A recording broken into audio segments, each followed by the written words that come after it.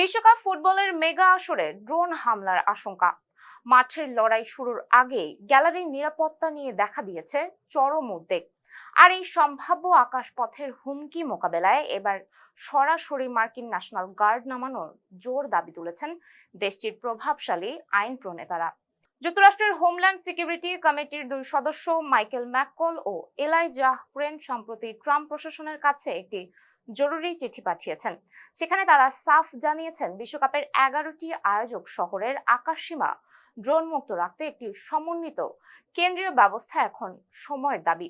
চিঠিতে পেন্টাগন ও homeland security বিভাগকে সতর্ক করে বলা হয়, জনবল সংকট ও আইনি জটিলতার ফলে নিরাপত্তার মাঝেই যে কোনো সময় বড় বিপদ ঘটে যেতে পারে।